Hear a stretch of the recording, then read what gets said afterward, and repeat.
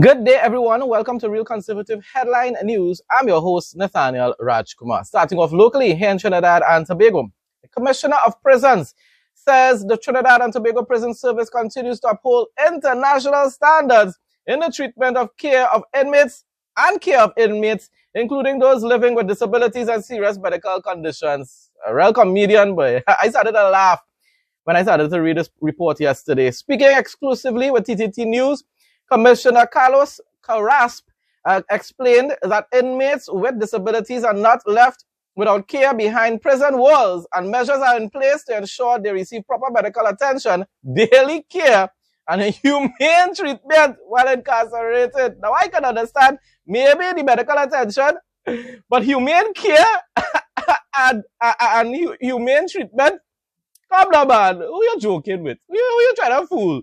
Commissioner of Prisons. When we see the videos coming out, which, I mean, come on. Don't get me wrong. Prisoners not supposed to have any access to internet or phones and stuff like that. But all I'm saying is, we do see the videos.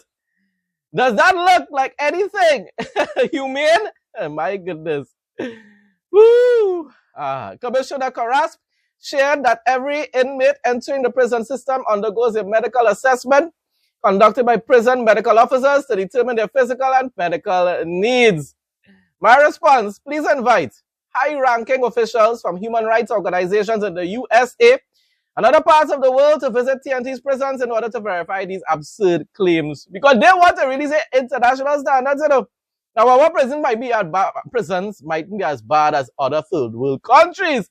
But international standards, I'm telling you, you want to be a comedian. You better you go into comedy fest or whatever it is. I hope fellow Trinis are seeing for themselves that no matter which political party is in office, both the TTPS and prison service are extremely corrupt and managed by pathological liars. I hope the day will come soon when our population will become mature and wise enough to give a new political party the opportunity to govern this nation. Because honestly speaking, I'm never voting for the United National Congress again. Ever, ever, ever. Even if they do the right thing and remove Kamala from office, I'm not going to trust them again. It's going to be extremely hard. They're going to have to do really good. Whoever becomes the new Prime Minister of Trinidad and Tobago for the next 4 years, which you know that not going to happen, but I'm just saying if it did, he's going to have to do really, really good to regain my trust in that political party. I've lost all trust for them. There's need for significant reform in the TTPS and prison service, and that's the thing about it.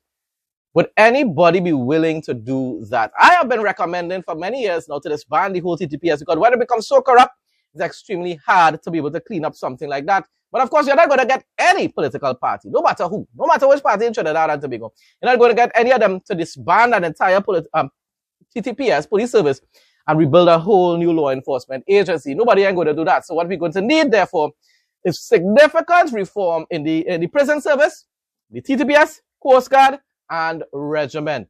We need a genuine leader, a person that actually cares about Trinidad and Tobago, cares about ensuring good governance and ensuring that these law enforcement agencies actually perform their duties in a legal and effective manner. Right now, we are lacking that. We thought that the Kamala administration would have done that, and they are failing to do so. Instead, they are supporting and defending officers who are committing abuse, police brutality, and extrajudicial killings. We saw it in the video, and yet the government is defending it. So don't say that I put in any words in anybody's mouth. We are hearing it plainly over and over every day that the government officials are defending the officers, even though they saw the video and talking utter nonsense about Kaya Sealy and Joshua Samaru were fleeing the police. Why were they fleeing the police? It doesn't matter why. It doesn't matter even if they are guilty of some crime. It doesn't matter. They should have been arrested without incident because they surrendered. Joshua Samaru's hands was up in the air, people. Up in the air. And there's no evidence in that video to show that Kaya Sealy was ever shooting at the cops. Common sense will tell you, if they were shooting at the cops at any point in time, the officers wasn't going to be boldly walking up towards that vehicle to begin with. They would have never done that. They would have stayed by their own police cars and demanded that both Kaya Sealy and Joshua Samaru exit the vehicle with their hands in the air. That is what they would have done. And also, And of course, if it is the Kaya Sealy did or whoever started to shoot at them, then they would have remained protected by their vehicles or trying to protect themselves by the vehicles and start to return fire.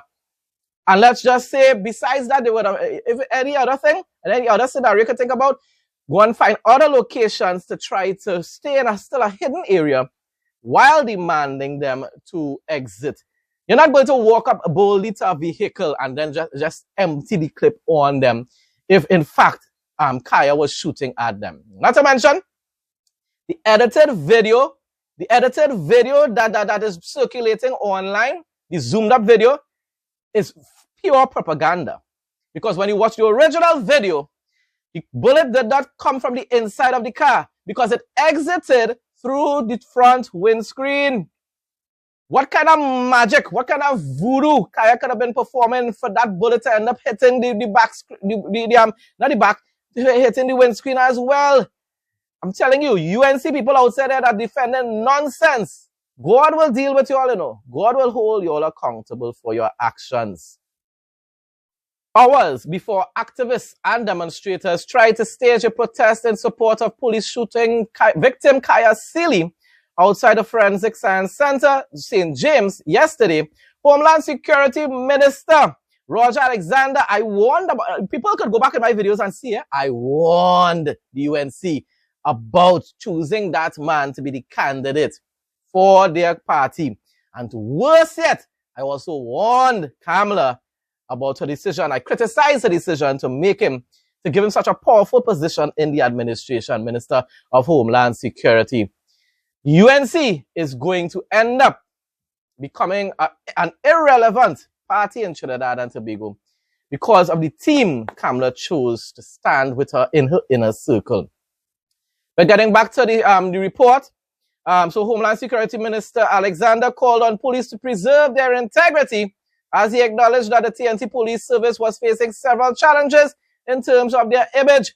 The only reason why there are challenges in terms of their image, Roger Alexander, is because they're committing extrajudicial killings and trying to frame other people for their crimes. That is why their image is falling apart. Alexander made the remarks during his address at the launch of the TTPS Diplomatic Security Unit, which is aimed at providing security to diplomats with high commissions and embassies. Alexander said he expected that the officers in the unit would display the best quality of policing TNT had to offer. What good policing TNT has to offer at this point in time? As he said, safety of citizens and visitors alike was a major priority of government. In other words, continue to arrest citizens who are protesting. My response, Kamala's biggest mistake was choosing Alexander to be a UNC candidate during last year's general election. I never approved of it, you know. But people say, well, who are you? I'm a citizen of this country. To make matters worse, she also gave this demonic man one of the most powerful positions in her administration. It begs the question, was it Kamala's plan to transform TNT into a police state even before she became prime minister? Why did she choose this team? This woman has proven herself to be more deceptive, vindictive, and evil than Emperor Thanos Rowley, something I keep telling people I never expected. I never thought we would have ever had another evil leader like Rowley, Keith Rowley. I was proven wrong. Weather report for Trinidad and Tobago on Sunday 31 St. May 2026. Trinidad and Tobago will experience fair to partly cloudy conditions with hazy skies and isolated morning showers. A significant concentration of Saharan dust will affect the islands throughout the day. Daytime temperatures are expected to hit a high of 30 degrees Celsius to 31 degrees Celsius. Overnight temperatures will drop to a low of 23 degrees Celsius to 25 degrees Celsius. The day will feature a high heat index of 34 degrees Celsius. Winds will blow from the east to southeast at 10 to 45 kilometers per hour with occasional gusty conditions. Seas will be moderate in open waters. Waves will range from 1.5 meters to 2.0 meters in open waters and near 1.0 meters and occasionally choppy in sheltered areas. Spring tides are in effect, so mariners and beachgoers should exercise caution. Due to the significant Saharan dust concentrations moving across the islands, air quality will be compromised. Anyone sensitive to air quality changes or suffering from respiratory ailments should take all necessary health precautions. International news now. They both should be in jail. Los Angeles Mayor candidate Spencer Pratt argues California Governor Gavin Newsom and Los Angeles Mayor Karen Bass should be behind bars over their alleged negligence while in office. Now, I approve of this message. The reality TV star claims the pair of Democrats make up stats on homelessness and that the city's crisis has only gotten worse under their watch. The Republicans have a problem by themselves. They worship police just like how the UNC worship police down here. But the thing about it is, they aren't as extreme as Kamala and them, right? But the Democrats, they utterly destroy the states that they control and the cities that they control. They encourage lawlessness. That is what you call lawlessness. Not what we have in Trinidad, which is peaceful protest. Republicans don't even have a problem with peaceful protests in America, you know. Even when it was with George Floyd, they might have said people were being hypocrites or whatever.